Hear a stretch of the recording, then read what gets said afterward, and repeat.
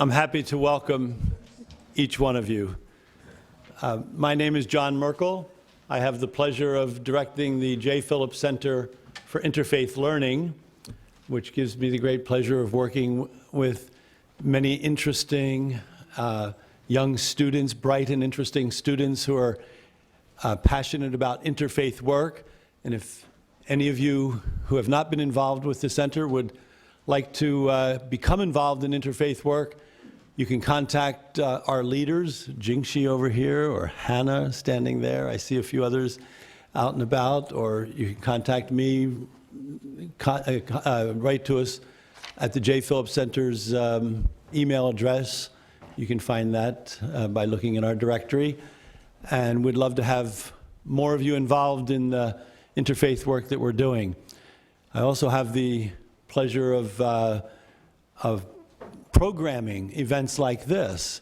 The students do a lot of small group programming and some other larger group, and then we do events like this as well.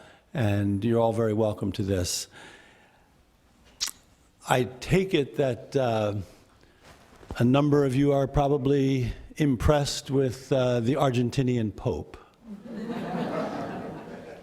Well, we have another impressive Argentinian here tonight, Rabbi Mordechai Levin, whom I'm happy to introduce to you.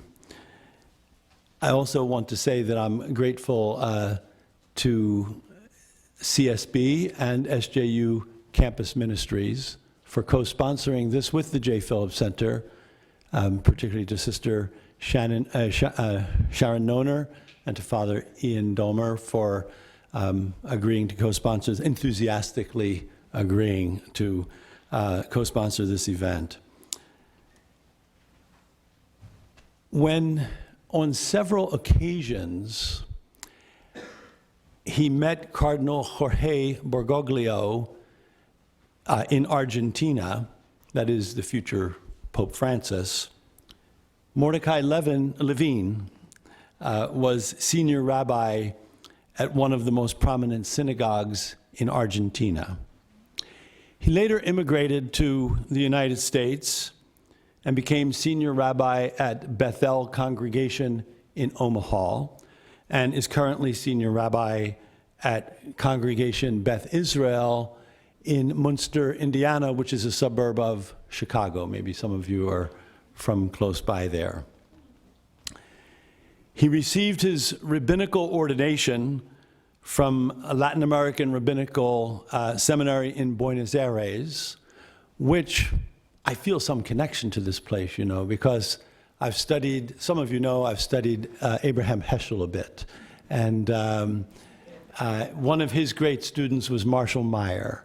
And Marshall Meyer started the Rabbinical Seminary that Rabbi Levin received his degree in, and came to know Rabbi Meyer very well over 7 years while he was there.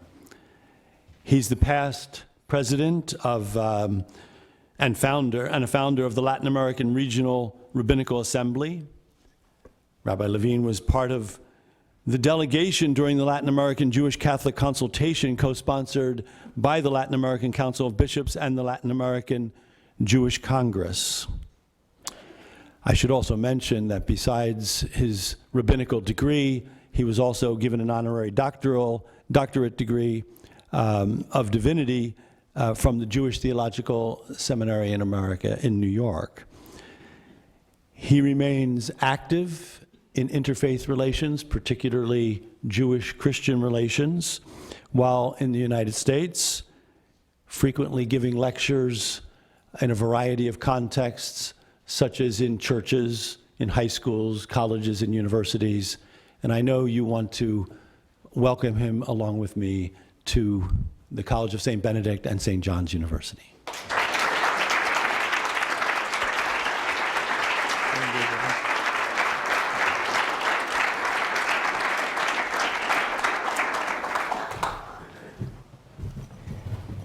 Thank you so much. Can you hear me well? Thank you so much for this invitation, Professor Merkel. Thank you to the university. Thank you to the Phillips Center. And it's a pleasure for me to be here today speaking a few words about the Pope and his relationship with the Jewish community in Argentina and his relationship with the Jewish communities now that he's a Pope. I am from Argentina. I immigrated to America in the year 2002. I came with my family, wife, and 3 children. Many times it happened that people listening to me asked me, "Where are you from?" And I always answered, "I am from Argentina." But once we were on the road, and I stopped at the gas station to buy something to drink, a Coke or whatever it was. And when I was about to pay, the man there asked me, "Where are you from?" And I don't know why I said, "I am from Nebraska." So he looked at me and said, "Everyone in Nebraska speaks like you?" So then I said, "Well, really, no. I am from Argentina." So if you wonder about my accent, now you know. I am from Nebraska.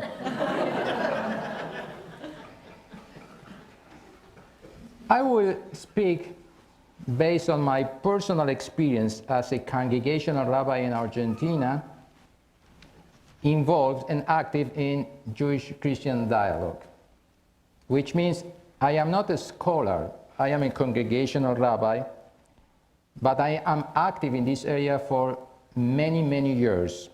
And I will speak from my own experience and from what I was a witness of what was going on in the community and the relationship with the Catholic Church in that country. In Argentina, I was invited several times to a special Catholic Mass. Really, I was invited to Catholic Mass many times in different churches, but I will speak first about the National Cathedral in Buenos Aires. On Independence Day and other important national holidays, there is a special Catholic Mass in Buenos Aires, and led by Cardinal Jorge Bergoglio, now the Pope, Pope Francis. And he used to invite to these national celebrations at the cathedral, he used to invite clergy from different religions, including a few rabbis. I was invited several times, and as a gesture of inclusiveness, he always invited us to sit close to him. Let's say that he was standing where I am standing now, and the group of clergy were standing to his side. Maybe I can move my microphone if you want. Oh.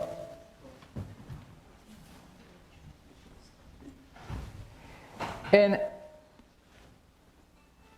all the times that I attended these Catholic Masses led by him, and on other times in which I read in the newspapers or saw on TV what he said in different occasions, and since I left Argentina, what I continue reading about what he was saying, I was always impressed in a positive way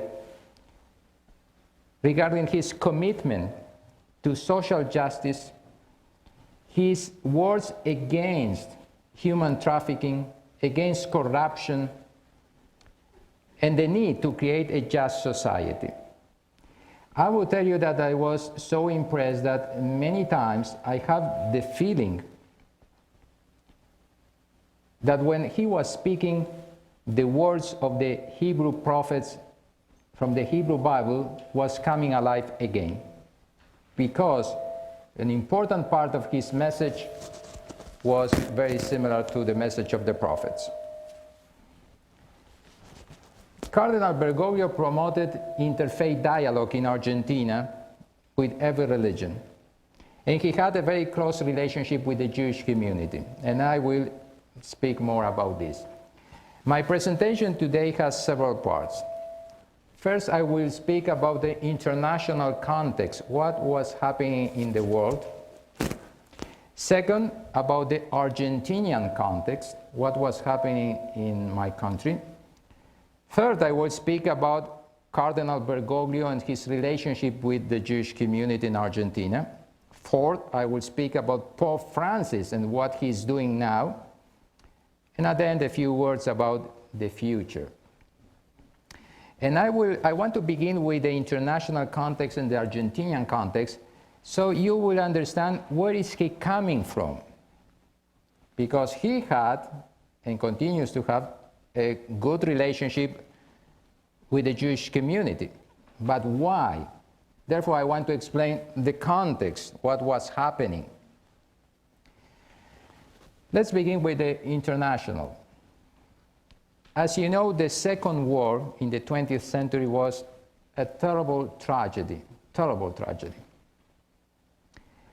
There was a particular tragedy inside the big tragedy. And the tragedy was that the Nazis had the wish and the plan to murder every Jew on the earth. And I am speaking today here because they lost the war. This is the reason that I am alive. So, this terrible tragedy in which 6 million Jews were exterminated in Europe had a huge impact on the Catholic and Protestant churches, because they realized that something went wrong with some of their teachings about Jews and Judaism. Why? We call the killing of 6 million Jews with the word in English Holocaust. In Hebrew there is the word Shoah. Why was so important to think about this? Because the Holocaust didn't happen in Muslim countries. It didn't happen in Buddhist countries. It didn't happen in Hindu countries. It happened in Christian countries. Doesn't mean that the Nazis were Christians, but many of them, they were Christian. Or their parents were, or their grandparents. And the culture of the countries was Christian. So the churches, we began to think something went wrong here. How was it possible that so many people from this culture, this environment, were able to do what they did? So when John 23rd was elected Pope in 1958, he began a process of revision, of change. And he directed in the year 1960 to prepare a draft declaration for the Second Vatican Council that would address the relationship between the Church and the Jews. He died in 1963.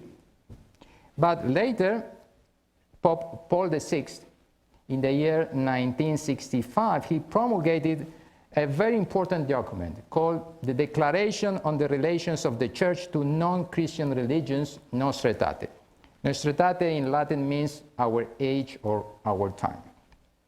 And Nostra Aetate changed the Catholic Church relationship to the Jewish people for the better. Among the important topics of Nostra Aetate is that the text says, what happened in his passion, Jesus, cannot be charged against all the Jews without distinction, then alive, nor against the Jews of today. This was a revolution. Until that time, there was a frequent teaching in the Catholic Church that Jews, in general, were to blame for the death of Jesus. And there were some teachings that Jews must be punished forever for doing such a crime. So this was a big change, very important change.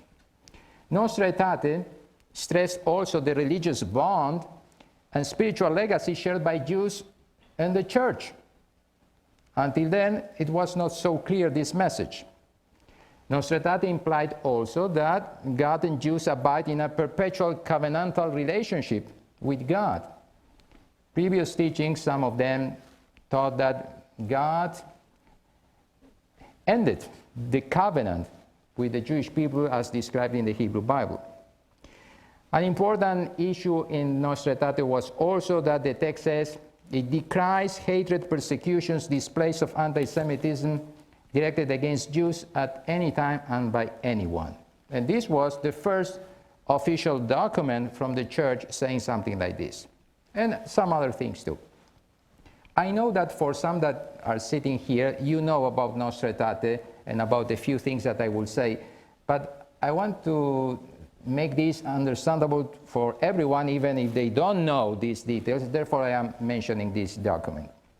In 1978, there was a new pope, John Paul II. What he did was something amazing.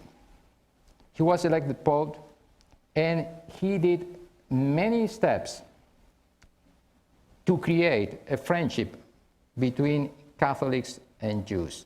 He denounced anti-Semitism as a sin against God and humanity. In 1979, he visited Auschwitz, one of the Nazi concentration camps in where more than 1 million Jews were murdered, and he prayed there. In 1986, he became the first pope ever to visit a synagogue in Rome. And some people said at that time, it took 2,000 years to a pope to cross the street. Really, it's not cross the street, it's some more blocks, but symbolically. In 1999, the Vatican, established diplomatic relations with the State of Israel. In 1994, he held an Holocaust memorial concert in the Vatican, an amazing ceremony, very moving. In the year 2000, he visited the State of Israel. He went to the Kotel, that is the western wall remaining of an outside wall of the temple in Jerusalem that was destroyed twice, one by the Babylons in 2,600 years ago, and the second time by the Romans in the year 70. And no other pope until this moment worked so much to improve Catholic and Jewish relations. During his time, there were other important documents from the Vatican. In 1974 was published a document called Guidelines and Suggestions for Implementing the Conciliar Declaration Nostra Aetate. In 1985, another document, Notes on the Correct Way to Present Jews and Judaism in Preaching and Catechesis. In 1998, we remember a reflection on the Shoah, the Holocaust. In 2001, a document called The Jewish People and Their Sacred Scriptures in the Christian Bible. But there is one very important thing that he did, besides all these that were important. It was the publishing of the new Catechism of the Catholic Church in 1992. Of course, the Catechism doesn't deal with Judaism, but there are a few paragraphs that they deal with Judaism, the Jewish people. And he included parts of Nostra Aetate in the Catechism. Why is this important? Because I mentioned very important documents from the Vatican, but nobody knows that they exist. Only the experts know. In the universities or scholars, they know about the documents. Most of the people are not aware. But people read the Catechism, I hope. So when people receive teachings from the church, they also receive teachings about the new position since 1965 of the church regarding Judaism and the Jewish people. And besides this, of course, there are national documents from national churches in America. There are several documents. In 2005, Pope Benedict XVI was elected Pope, and he continued what John Paul II did. In 2005, he visited a synagogue in Germany. In 2006, he went to the extermination camp of Auschwitz II, and he prayed and remembered the victims of the Holocaust. In 2008, he visited a synagogue in New York. In 2009, he visited the State of Israel. In 2010, he visited the synagogue in Rome, the main synagogue. And in 2011, he published a book called Jesus of Nazareth, Part 2, because Part 1 was published in 2007. In Part 2, he wrote about the death of Jesus. And he repeated, but in a large way, what Nostra state, that there is no basis for the argument that the Jewish people as a whole were responsible for Jesus' death. It wasn't something new because it was written in 65 in Nostra Aetate, but, as I said before, people don't read these documents, but some people read books, and therefore it was very important. Now let's go to the Argentinian context. What was happening in the country of Jorge Bergoglio and myself? Let me say that Argentina is a Catholic country. It has 41 million people, and most of them are Catholic. Of course, there are Muslim and Buddhists and Jews, Protestant, but most are Catholic. The first meeting between Jews, Catholics, and Protestants happened in the year 1958, in which a Catholic priest, Father Carlos Cuchetti, Rabbi Guillermo Schlesinger, and Pastor Adam Sosa, they met and created like an organization. They established what is called in Spanish Confraternidad Judeo-Cristiana, which is Jewish Christian Fellowship. And they began to meet many times. In 1959, 1 year after this, Antonio Caggiano, who was the Archbishop of Buenos Aires, visited a synagogue. This was many years before the Pope did this. Congregación Israelita de la República Argentina. In 1964, another group of Jewish Christian dialogue was created. In a suburb of Buenos Aires called Florida, a Catholic priest, Leopoldo Poli, a rabbi, Paul Hirsch, and a pastor, Julio Amaral, they began to meet and organize meetings between the synagogue and the two churches. And an amazing relationship began between these people and these religious organizations. Especially, there was an amazing friendship between Father Poli and Rabbi Hirsch. They became so close to each other that they said many times that they felt that the other is like a brother for them. And the church and the synagogue began to organize programs for people to meet each other and to talk and become friends. These relationships continued. In the year 1984, I became the rabbi of this congregation, and I continued this amazing relationship with Father Poli and the relationship between the church and the synagogue. Father Poli spoke at my synagogue several times, and I was invited to speak at his church several times. I attended many times Catholic Mass at his church. So many times that, as a joke, once I said to Father Poli, well, if someday you are ill and if you need me, I know all the songs, I can do it. It was a joke, but I know the songs in Spanish, I'm sorry, not in English, but in Spanish I know. So, this friendship also involved other people, of course. I had a close relationship also with Bishop Jorge Casareto, who spoke several times at my synagogue, and I participated in events with him, talking together. And going back to this relationship of Father Poli and the church and my synagogue, 10 years after Rabbi Hirsch died, Father Poli officiated a Catholic Mass in his memory. And when 20 years was the 20th anniversary, he organized another Mass in his memory. And I remember how moving it was, the experience. Of course, I attended the Mass, and people of my congregation, how moving. He talked about his friend, his brother, Rabbi Hirsch, and after that he invited me to speak. We honored in our synagogue Father Poli for his many years of friendship. And when I left Argentina in the year 2002, he organized a farewell for me at the church.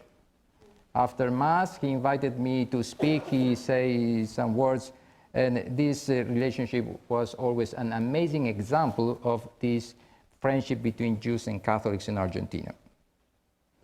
Now, let's go back a little to before Nostra Aetate. In 1964, the Archbishop of Buenos Aires, Antonio Caggiano, this was 1 year before Nostra Aetate, said to a delegation, to a group of Jewish leaders of the community, that he will support a declaration absolving the Jews of the charge of killing Jesus. In 1965, something else important happened. Another group was created called Instituto Superior de Estudios Religiosos, which can be translated as High Institute for Religious Studies. And this was established by Father Jorge Mejia, today a cardinal at the Vatican, Rabbi Marshall T. Meyer, and Pastor Jose Miguez Bonino. They began with meetings and invited other rabbis and other priests and other pastors, and this group met once a month forever until now. This was created by, one of them was Rabbi Marshall Meyer, who was the founder of the Latin American Rabbinical Seminary where I studied. The seminary was established for the purpose of training teachers and rabbis. And there was a very nice relationship of friendship between Rabbi Meyer and Father Mejia. They went together to the opera, for instance, regularly, in a place called Teatro Colón, and they had an amazing relationship. When I was a student, I remember that it was the time that Jorge Mejia was about to leave to the Vatican, and the Latin American Rabbinical Seminary organized a farewell for him, and I remember being there and the moving words that he said and Rabbi Meyer said to him. In 1966, another group was created, Casa Argentina en Israel, Tierra Santa, Argentina House in Israel, Holy Land. This was established by Monsignor Ernesto Segura and Baruch Tenenbaum, a member of the Jewish community, and other people. And Monsignor Ernesto Segura was the first president. This was another Jewish-Christian group of dialogue. This about Argentina. I want to say a few words about something in Latin America in general. In 1968, at the time of the visit of Pope VI to Colombia, the Episcopal Conference of Latin America, together with the Anti-Defamation League from the United States, organized the first official meeting of Catholics and Jews in Bogota, Colombia. Everything that I told you before was not official. That means individuals meeting, but they didn't represent anyone. The priests who participated in these activities that I mentioned before didn't represent the Catholic Church. It was like a personal initiative. 1968, first official meeting between the Jewish communities in Latin America and the Catholic Church. And this began a process of good steps from this moment on. And now, 1969, Jorge Bergoglio was ordained a priest. I told you all this to tell you to this point that Jorge Bergoglio was ordained a priest after Nostra Aetate and after the meeting in Bogota, Colombia, the first official meeting. So you will understand where is he coming from. And of course, I will say more things in a moment, but this is an important moment. Several years later, and of course, I am not telling you all the details, I am telling you a little of different things. Some of the steps that were done in 1983, the Catholic Church distributed in churches and schools a Spanish version of an American Catholic booklet called Abraham, Our Father in Faith, which was prepared by the Archdiocese of Philadelphia. In 1985, the Episcopal Conference of Latin America published a book called Los Judíos, Manual para las Relaciones Judeo-Católicas, The Jews, a Manual for Catholic-Jewish Relations. And this was an important instrument to teach the new teachings to everyone. In 1986, another book was published by the Episcopal Conference of Latin America and the Anti-Defamation League of the United States, that is a Jewish organization, the Anti-Defamation League. They published a Spanish language version of an interreligious prayer service commemorating the Holocaust. The name is From Death to Hope, Liturgical Reflections on the Holocaust. In 1990, the Episcopal Conference of Latin America and the Anti-Defamation League and the Latin American Jewish Congress, a Jewish organization from Latin America, met to discuss another document from the Vatican called the Church and Racism Towards a More Fraternal Society. This is not a specific document related to Jews, but includes some paragraphs related to Judaism and Jews. I participated in those meetings, and it was very enriching, the friendship in which we discussed and we learned together about this document and what can we do in our societies to improve harmony among them. I will tell you now about another important person that is very important to understand, Cardinal Jorge Bergoglio.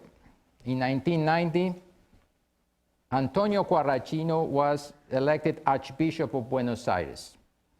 Antonio Quarracino was very important in his work to create a friendship between Catholics and Jews in Argentina.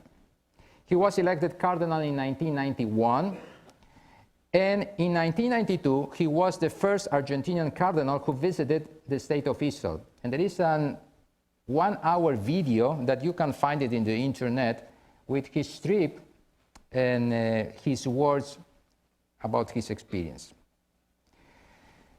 Some of you may know or remember that in 1992 there was a terrorist attack in Buenos Aires against the Israeli embassy. This was organized by a terrorist Lebanese organization called Hezbollah. 29 people died, 100 were injured, and the Israeli embassy was in front of a Catholic church and school. And one of the priests at the church died from the bombing. The name of the church is Madre Admirable. After this happened, there was a big commotion in the country, of course, and there was a big rally in the streets of Buenos Aires, and Cardinal Quarracino attended to show his support in this difficult moment for all the Argentinian society. 1 year later, in 1993, Cardinal Quarracino visited the AMIA. AMIA is an organization in Argentina, a Jewish organization, dedicated to helping the poor and unemployed and supporting Jewish education. The part of helping the poor and unemployed is open to everyone. You don't need to be a Jew to be helped. And really, the AMIA works together with the Catholic organizations to help poor people there. 1 year later, 1994, another terrible terrorist attack happened in Buenos Aires. The terrorist attack was against the AMIA, this organization that helps people and supports Jewish education. 86 people died and more than 300 were wounded. I remember that when this happened, many people didn't know what happened with their loved ones who were inside the building or walking around the building. So all of us were waiting at another building for news. What happened with this loved one? Died, somebody found the person, and it was a building a few blocks from the central building of the AMIA. And Cardinal Quarracino came. He came one of the nights.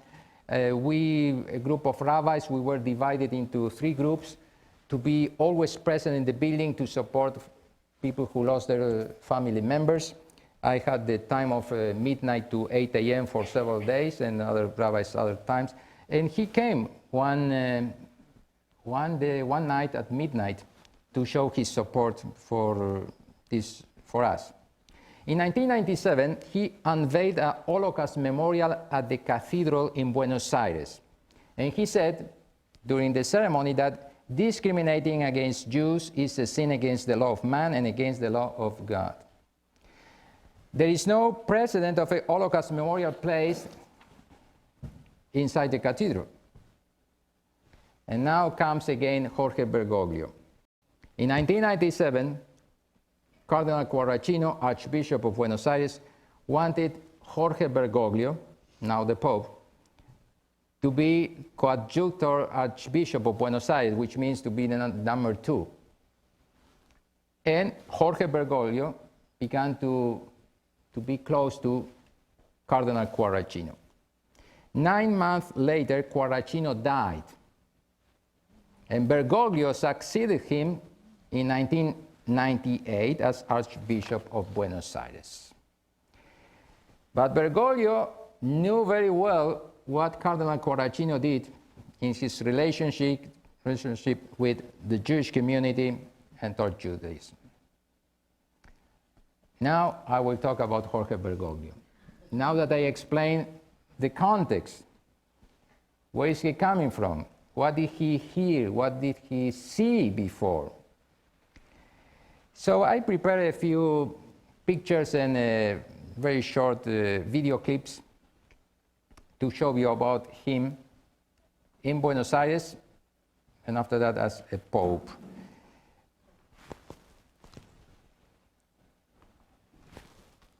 This is a picture of him when he was Archbishop in Buenos Aires.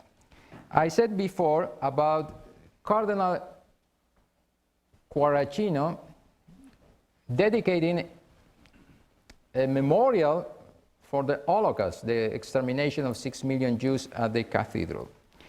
1 year after that, there was a ceremony. Let me see if this works. Yeah. This is Jorge Bergoglio here. This is the memorial. 1 year after this happened, he spoke, remembering Cardinal Quarracino and what he did. And let me see if we can see it. En su corazón muy grabado que todo hombre era imagen de Dios. Y no negociaba esa verdad, y porque era padre la defendía. Y él quiso que este mural estuviera aquí. En una carta dirigida apenas 2 meses antes de morir a Baruch Tannenbaum, decía lo siguiente, carta fichada el 26 de diciembre del 97. Pronto se cumplirá el primer aniversario desde el descubrimiento de este digno monumento, ante el que he pedido se invite a judíos que así lo deseen a cubrirse la cabeza. Okay. In 2001, John Paul II created him a cardinal. And later, in a few years later, in 2004, there was an international meeting between Catholics and Jews. This was from the official Forum for Ongoing Dialogue between the Vatican and the Jewish people. This was the 18th meeting was in Buenos Aires. This is Bergoglio. This is Cardinal Kasper, and this is Rabbi Israel Singer. And there was a statement at that meeting in Buenos Aires with a total rejection of anti-Semitism in all its forms, I am quoting, including anti-Zionism as a more recent manifestation of anti-Semitism. In 2008, he was awarded the Maimonides Interreligious Dialogue Award by the High Institute for Religious Studies. This is Rabbi Abraham Skorka, a very close friend of Jorge Bergoglio, and I will speak about him in a moment. He also met several times with other Jewish organizations. There is one organization called the World Jewish Congress and the Latin American Jewish Congress. The World Jewish Congress represents Jewish communities in 100 countries and defend their rights. And the Latin American Congress does the same in Latin America. This is Bergoglio with the president of the World Jewish Congress, Ronald Lauder. He also met with a very important Argentinian organization called DAIA. DAIA is an organization that represents the Jewish community, educates against racism, anti-Semitism, and discrimination, protects human rights, and promotes interfaith dialogue. He had many meetings with them. These are two pictures of two of the meetings. And he had a close relationship. You know that he was elected Pope in March. Last September was the Jewish New Year, Rosh Hashanah. And one day before Rosh Hashanah, there was a meeting at the DAIA to celebrate Rosh Hashanah before the religious services will begin. In the middle of the meeting, the Pope called DAIA to wish Shana Tova, a Happy New Year. And he also said to the people there, and everyone was listening, don't eat too much now and go and pray.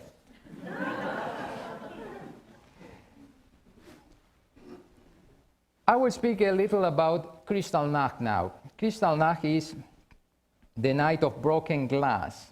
This refers to the Nazis' state-sanctioned riots against the Jewish community in Germany and Austria in November 1938. And Kristallnacht was the beginning of the Holocaust, the extermination of 6 million Jews. For several years, the Archdiocese of Buenos Aires and B'nai B'rith, another organization in Argentina and the United States, for several years, they organized a commemoration of Kristallnacht. And this commemoration took place in churches, 3 times in the Cathedral in Buenos Aires. The last time, a few days ago. So here you have the Cathedral in Buenos Aires.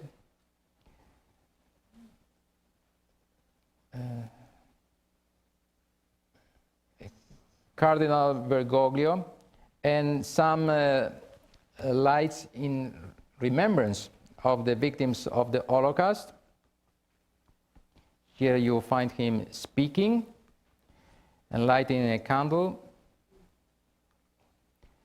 Jorge Bergoglio encabezó junto a Rabino Alejandro Bruch en la Catedral de la ciudad de Buenos Aires la liturgia de conmemoración de la Noche de los Cristales Rotos, Kristallnacht, considerado el primer pogrom antijudío perpetrado por el régimen nazi y el inicio del Holocausto judío. Al acto asistieron el escritor. Okay, what they are saying is what I explained before, so don't worry about the Spanish. Another important organization I mentioned before is the AMIA. That is an organization dedicated to helping the poor, the unemployed, and supporting Jewish education. This is a picture of the old building of the AMIA. And I said that there was a terrorist attack. According to the justice in Argentina, the attack was inspired by Iran, who hired local people to do the job. And this is a picture after the terrorist attack, immediately when it happened, where 86 people died. And years later, the AMIA was rebuilt. This is the new building. In the year 2005, 11 years after this happened, the terrorist attack, a document was signed by different personalities in Argentina, including Cardinal Jorge Bergoglio, asking for justice. So this is the moment in which he is signing this document there. In 2010, Bergoglio visited the AMIA, and said a prayer in the courtyard in front of a memorial with the names of the people who died in this terrorist attack. This is a list with the names of people who died in the terrorist attack. And he also met with the board of the AMIA.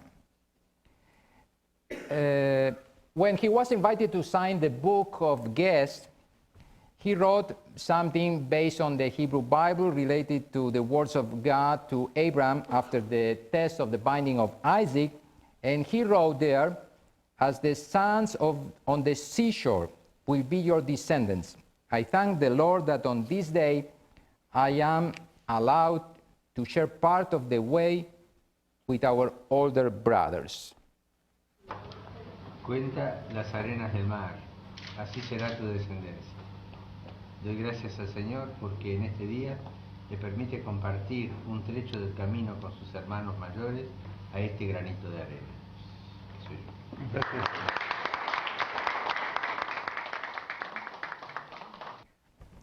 When the meeting ended, the secretary of the AMIA said to Cardinal Bergoglio, "I will accompany you to your car." And he said, "I don't have a car." I don't know if you read in the news that he's a very humble person. He used to cook his own meals and always used public transportation. Of course, since he was the Archbishop of Buenos Aires, he had a car, but he didn't use it. So the secretary told him, "I will accompany you to your car." He said, "No, thank you, I don't have a car." The secretary said, "Well, I will call a cab for you." And he said, "Oh, no, I will go with the subway. Thank you, I don't need the cab." Cardinal Bergoglio visited synagogues several times.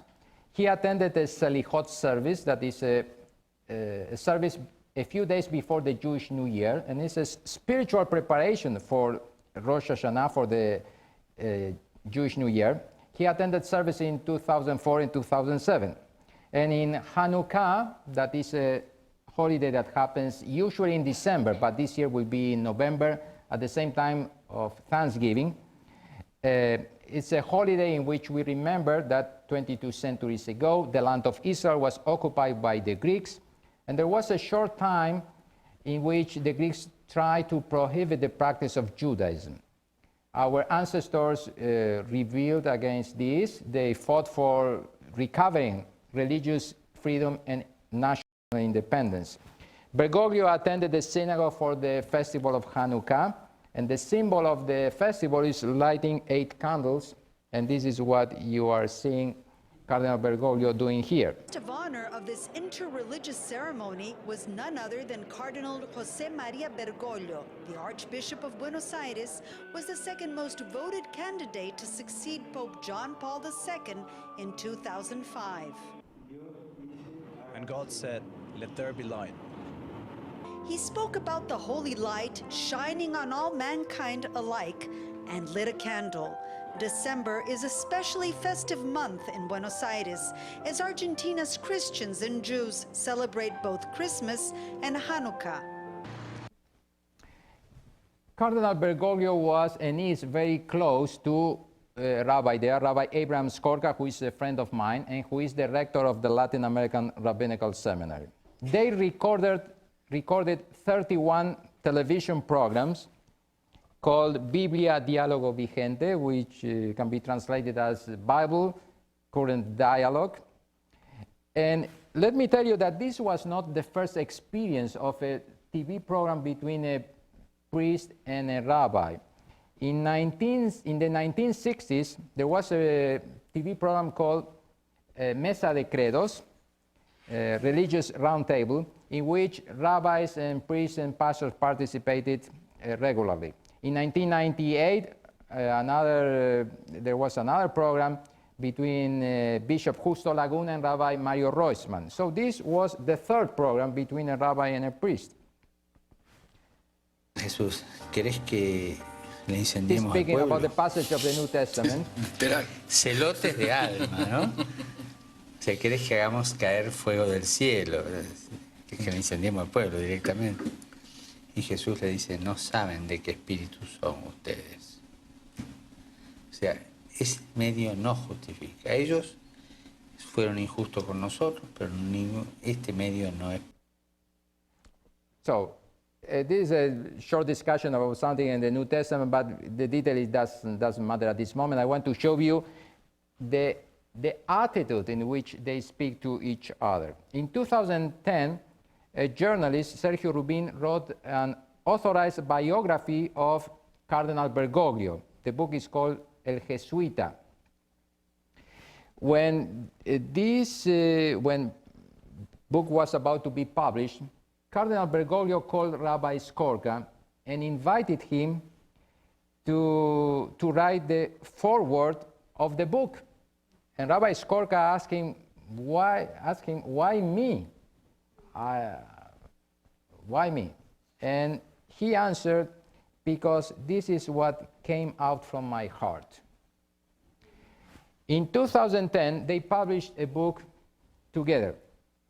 The book is Sobre el Cielo y la Tierra, on heaven and earth, that is now in English too and in many languages too. This is the other part of the book. This was not the first book between a Catholic and a Jew.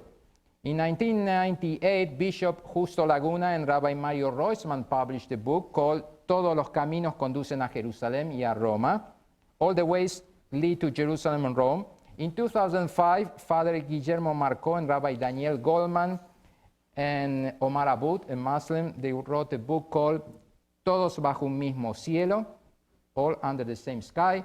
In 2010, Father Rafael Velasco and Rabbi Marcelo Polakov wrote another book, En el nombre del Padre y del Rabino, in the name of the Father and then in the name of the Rabbi. So Bergoglio's and Skorka's book was the fourth book, and it was launched at the Latin American Rabbinical Seminary. So this is Rabbi Skorka, and this is Cardinal Bergoglio.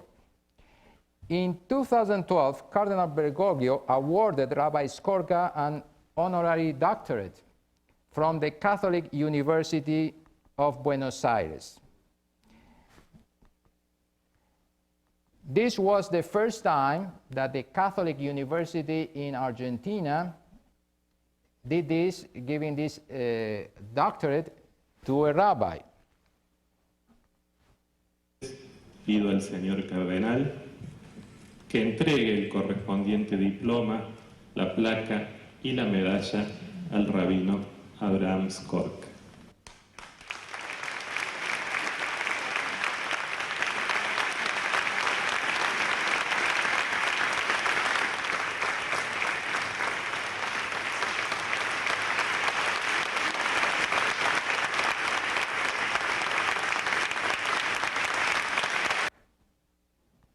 And now, Cardinal Bergoglio was elected Pope. The night before the inauguration as Pope, he made a call to Rabbi Skorka. Rabbi Skorka told me this, and he said, "Hello, it's Bergoglio. They trapped me here in Rome, and they won't let me come home." The Pope also called the newsstand at the corner of his home, because there was a newsstand that he used to go and buy the newspaper every day. So he called the guy who sells the newspaper and said, I want to tell you that I have to cancel my subscription because I will not be able to go back. So at his inauguration, of course, he greeted a lot of people, and there were some Jewish members there. This is the president of the DAIA, a very important organization in Argentina. And this is the chief rabbi of Rome, Riccardo Di Segni. And this is Abraham Foxman, director of the Anti-Defamation League in New York. After that, in April, the president of Israel, Shimon Peres, visited him. And of course, they talked about the Middle East. They talked about Israel. And Shimon Peres invited him to visit Israel, the same as John Paul II did and Benedict XVI did. On Tuesday, Pope Francis received in audience the President of the State of Israel, Shimon Peres. During the cordial talks, the political and social situation in the Middle East, where more than a few conflicts persist, was addressed. A speedy resumption of negotiations between Israelis and Palestinians was hoped for, so that an agreement may be reached that respects the legitimate aspirations of the two peoples. Particular concern was expressed for the conflict that plagues Syria, for which a political solution is hoped. A number of issues concerning relations between the State of Israel and the Holy See and between the state authorities and the local Catholic communities were also addressed. In conclusion, the significant progress made by the Bilateral Working Commission, which is preparing an agreement regarding issues of common interest, was appreciated and its rapid conclusion foreseen. Last June, Rabbi Abraham Skorka and the Pope met in the Vatican for the first time after his election. And at that time, Rabbi Skorka was attending an annual international interreligious meeting in Rome. And Rabbi Skorka came with 3 journalists from the State of Israel. So they introduced themselves, and the Pope said to the journalists, "Thank you for accompanying my friend, Rabbi Skorka, with whom we worked for so many years in friendship." ¿Está bien? ¿Cómo va usted? Bienvenido. Muchas gracias. Papa Francisco, es un placer conocerle. Gracias por acompañar a mi amigo, con quien tanto hemos trabajado en la amistad. Sí, sí. Muchos años, ¿verdad? Muchos años, sí. Muchos años de amistad. Un gusto, Hernán, Asaf. Muchas gracias. Todos venimos de Israel. Bueno, muchas gracias. Now I want to show you the Pope in a very informal situation. Usually when we see the Pope in a very formal situation. After this, the Pope invited Rabbi Skorka for lunch. But a few minutes later, he came back to talk to the journalists and said to them, "Oh, I didn't know that you are waiting for the rabbi. So since you are waiting, please come with me. I will give you something to eat." And he invited the journalists to eat with the Pope. De verdad, todo lo mejor. Esperamos verle en Israel pronto. Esperemos. O Papa e o Rabino seguem juntos para almoçar. Mais uma vez, de repente, voltam a abrir-se as portas. Discúlpenme, yo pensé que se iba. Y me dice que se van a quedar, así que vengan a comer. Estos son vicios de Papa. Muchas gracias, de verdad. So can you imagine the situation? You are a journalist and a guy with the camera, and you are invited to have lunch with the Pope. Well, this shows what kind of person he is. His style, very friendly, very warm.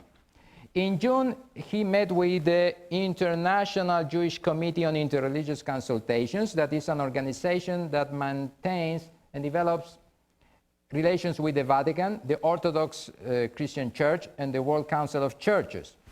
At that meeting, the Pope said several things. Among them, he said, I quote, "Due to our common roots, a Christian cannot be anti-Semitic." Our joint witness in favor of respect for the dignity of man and woman created in the image and likeness of God, and in favor of peace, which is above all God's gift. That was the reflection offered by Pope Francis to the delegation of leaders of the International Jewish Committee on Interreligious Consultations, whom he received today in the Vatican. In the course of the encounter, the Pope recalled the conciliar document Nostra Aetate, which he called a key point of reference for relations with the Jewish people, which, among other things, firmly condemned hatred, persecution, and all forms of anti-Semitism. Due to our common roots, the Holy Father said, a Christian cannot be anti-Semitic.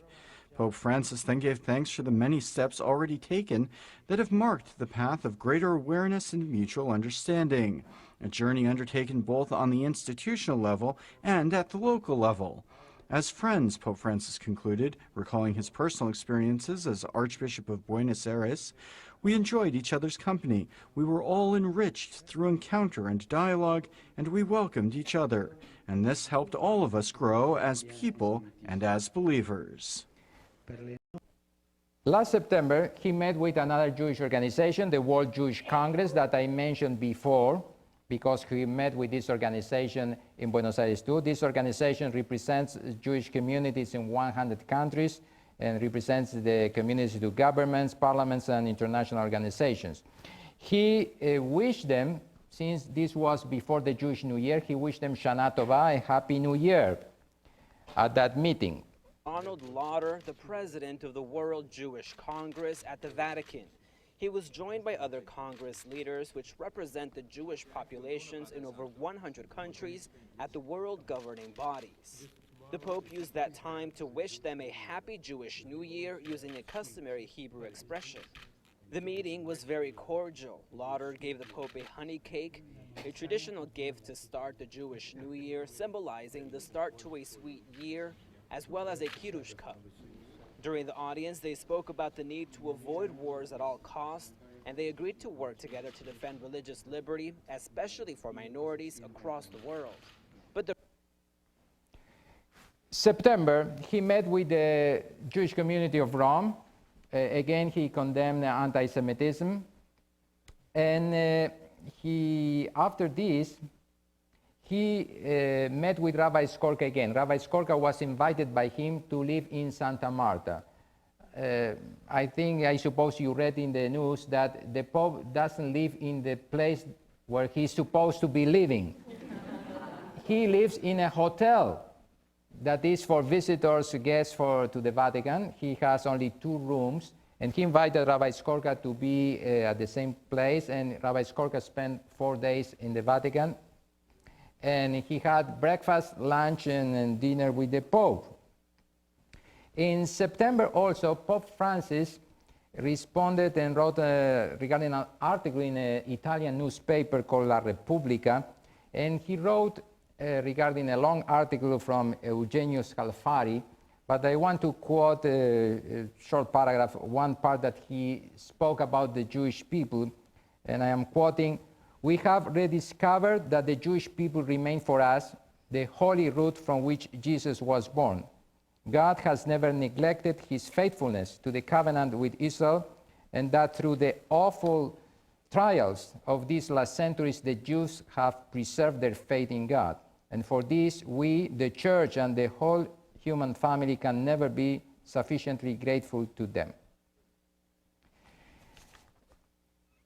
In October, and this is the last thing that I will show you, in October, he met with the Simon Wiesenthal Center, a Jewish human rights organization from the United States.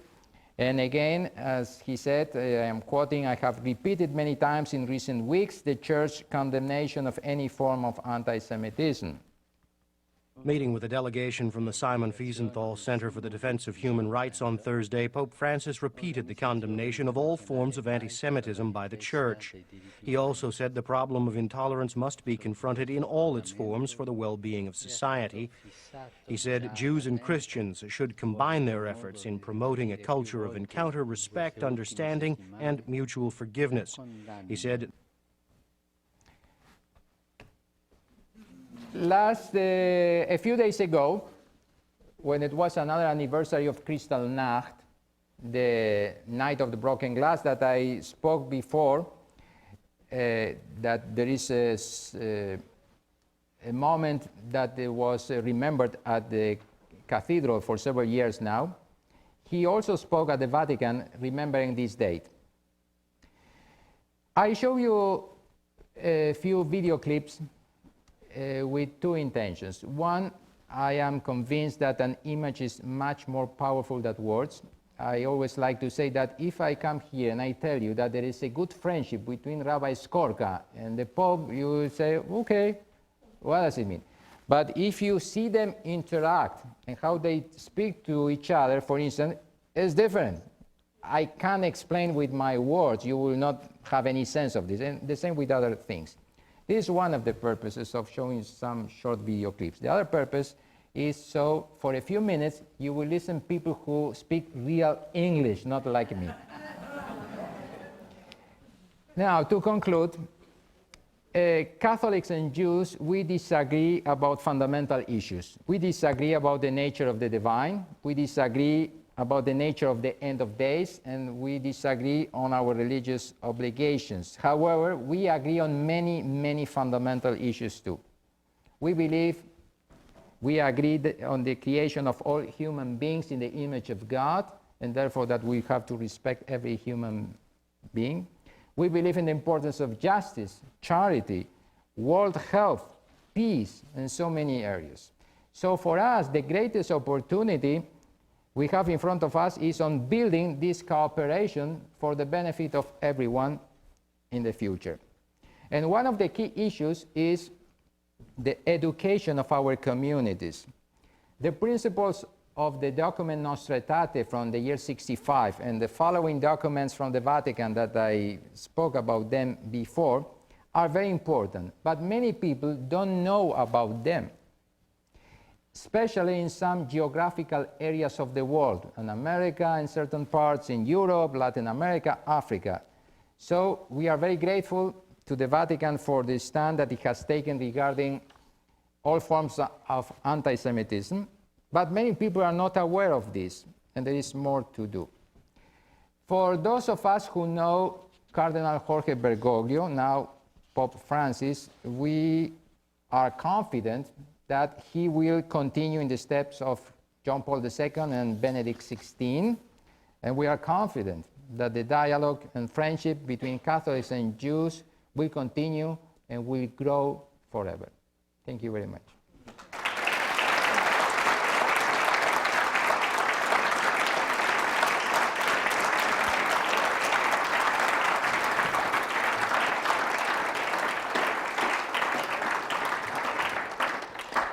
Rabbi Levin will be happy to take questions for a few minutes from those of you who would like to ask them. And we have a microphone here and over on the other side. You can come up to the microphone and ask your question. I also want to say that I see representatives from the bookstore over there with, what are they? Books about the Pope, I imagine, right? Yeah. Okay. Especially the one co-authored by the Pope and Rabbi Skorka. So please, those of you who would like to ask some questions, come forth to one of these mics. I know there's a bus that some people feel they need to catch to get over to the other campus, but I hope a number of you are going to stay. Okay. Any questions? Okay, here's a question from one of our Interfaith, J. Phillips Center Interfaith leaders, Bridget Barry. Hi, whose mother I taught. Thank you so much for being here tonight, coming out to Minnesota. My question is, do you anticipate any tangible differences in the relationship between like Judaism and Christianity within the next 50 years because of Pope Francis? Or I lost one of the words. You said, if I anticipate what? Any differences between the relationship of Judaism and Christianity kind of in the near future? I think, as I said a moment ago, I think the relationship will continue to improve, and we have many things to work together. Our planet has many problems, many injustice, and there is a lot of things that we can do and we must do together to make of this world a better place for every human being. And I think this cooperation will grow continuously because now he will be another pope in a line of popes doing the same progress in this relationship.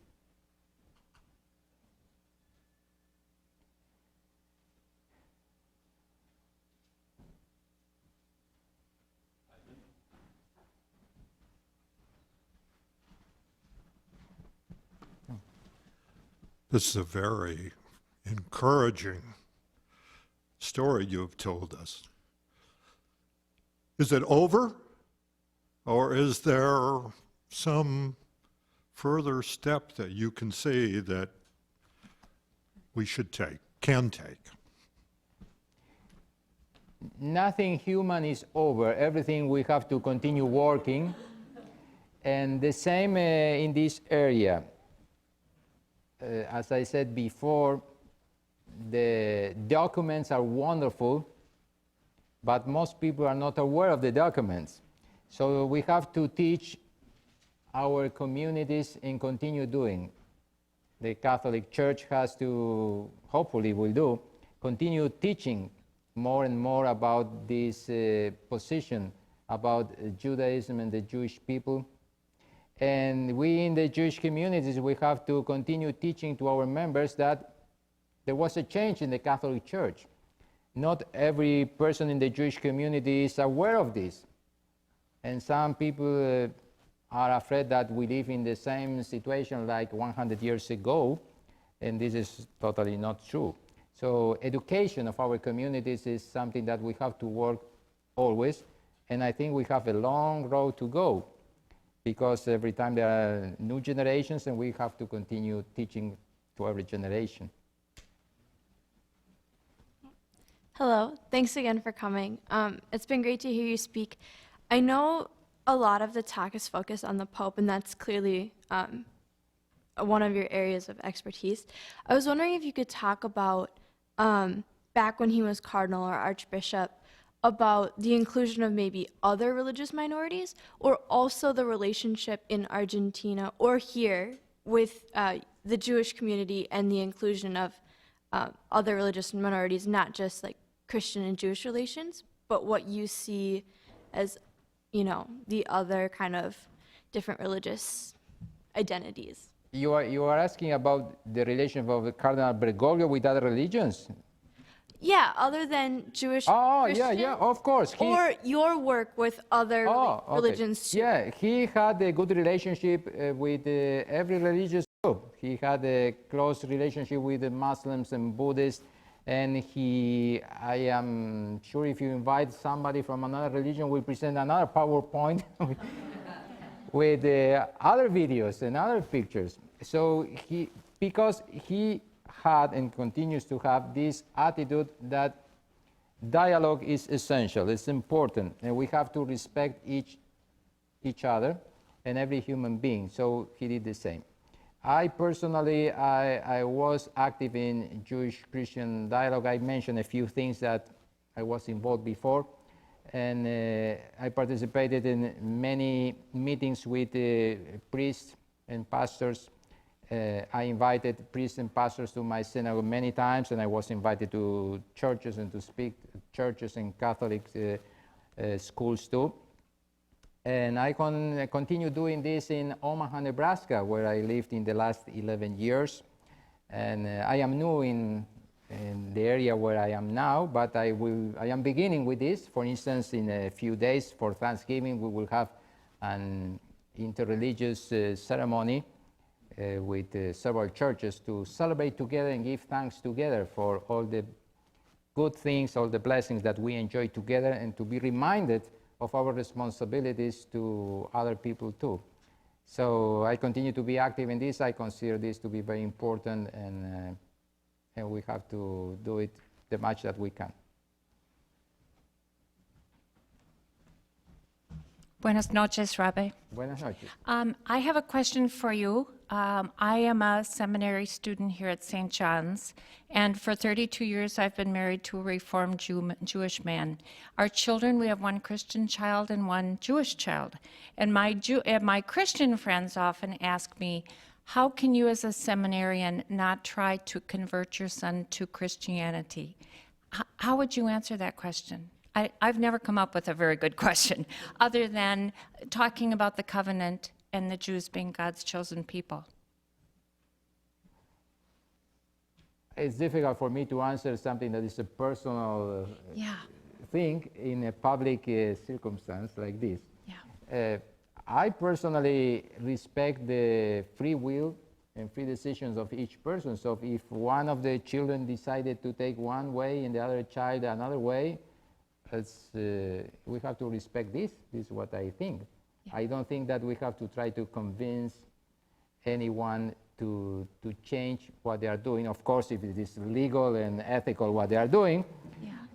But if this is the free choice to take a certain way, we have to respect this and maybe even support this. It's been very interesting because we, of course, as the parents, made that decision for them.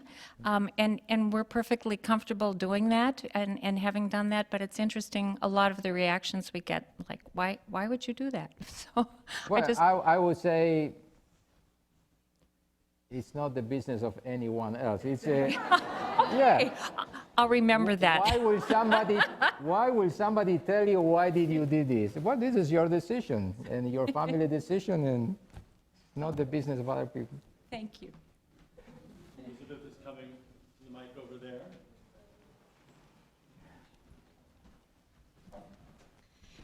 Thank you very much, Rabbi Levin, for enlightening us in so many ways on Pope Francis and Jewish-Christian relations. I have a question that has two parts, if you don't mind. The first is really, what do you still consider to be the greatest stumbling block for Jewish-Christian relations? Some people will argue, for instance, that the New Testament still has so many problems because there are parts of it that can be read as so anti-Jewish that this will always be a great issue in Jewish-Christian relations. So I'd love to know what your thoughts on that are. And secondly, I agree with you totally about how significant Nostra Aetate is for Jewish-Christian relations in history, and the 20th and 21st century in particular. But I wonder, well, in part the history, as I understand it from Vatican II, was that there was a delegation who wanted a document entirely on Catholic-Jewish relations, and that fell apart, so that the document became diluted in some ways, became a document on Catholic religious relations. So it included Judaism, Islam, Buddhism, etc. So I also wonder if there were to be another document, and in some ways I'm really following the young lady who spoke first. If there were to be another document 50 years from now, what could be said that would take us further in terms of improving Jewish-Christian relations? I consider that the key of everything is education. The documents that we have now are very good documents. Doesn't mean that I agree with everything that is written there, but they are good documents. And it's not only Nostra Aetate, as I mentioned, there are other important documents. The key issue is educating people about the content of the documents, and this means what a priest will say at the church or a Catholic teacher will say in a class. So I don't think that we need a particular new document. I am sure there will be in some moment, but what we have is very good. The challenge is how to teach to everyone so everyone will know it. Because, let me tell you something, a few weeks ago there was a survey of different issues in America organized by the Anti-Defamation League, the Jewish organization that I mentioned before. And according to this, I think it was 26% of Americans say the Jews killed Jesus. Not some Jews, the Jews, everyone. And doesn't mean that everyone was a Catholic, of course, but most of the country is Christian, which means there is a lot of work to do. So people will know that this is not what the Catholic Church is teaching now, and the Protestant Church is the same, but people are not aware, or maybe they are aware, but they don't care. But it's an important responsibility of the leadership to try to continue teaching. And of course, this is something that doesn't have an end, because the teaching must be reinforced always. So this, I think, is the key. Before asking for one more question, I want to, on behalf of the community here, to thank you, Rabbi Levin. It's been such an inspiration to have a rabbi inform a Catholic audience so much about our new Pope, and from the bottom of our heart, we thank you for the wisdom that you've shared with us, the stories that you've shared with us. And if there's anybody out there that would like to ask one more question, I welcome you to one of these mics. Here comes someone. And then others might want to stay afterwards and meet Rabbi Levin and ask a question or two after this person ends. this. Hi, yeah, again, thank you for coming. I guess my question is kind of, it seems like one of the main themes of your, the whole point of you being here is bridging relations between kind of Catholicism and Judaism. And I was wondering, what your opinion of what we can do, as ambassadors to continue this work of bridging the gaps between religions. We're kind of, it kind of seems like the world's in crisis now with the Catholic Church and their scandals. Muslims, everyone thinks they're terrorists. There's a lot of anti-Semitism on the rise. What do you think we can do that can continue your work of bridging this gap and kind of following along what Pope Francis has also been starting to do? Okay. In America, football is very important. In Argentina, there is another sport that is called soccer. We call it football there, but you call it soccer. It's a nice sport, but sometimes some people who attend the games are very excited and they do things that they don't have to do. For instance, to throw a bottle of water to another person or even stones. Sometimes there are people who are aggressive. Sometimes when one person does this, other people look at the person and say, oh, I will do the same. And more people begin to do the same. Bad examples sometimes are copied by other people. I am convinced that good examples are copied by other people too. When a person does something good, helps another person, shows that respects another person, other people may be inspired by this and do the same.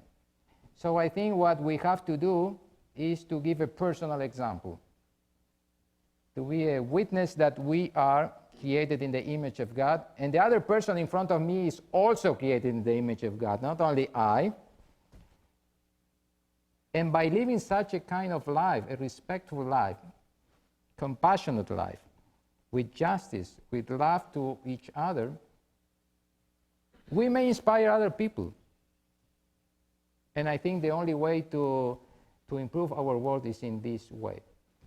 And now I am remembering a story that, not a real story, it's a story only, that some students asked the rabbi, there is so much darkness in this world, injustice, poverty, suffering, what can we do?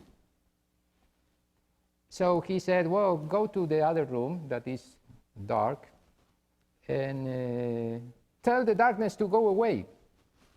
So they went and say, go away, go away. Of course, nothing happened. After that, he said to them, well, go again to this dark room and curse the darkness. And they did it, but nothing changed. And then he told them, well, go with one light and light the candle. The darkness disappeared. What we have to do in our lives is to light a candle of love, a candle of compassion, a candle of justice. This is the only way to get rid of the darkness. We will not succeed 100%, but with our personal example, we can do a little good in our world. And hopefully, if many people do the same, there will be more light in our world.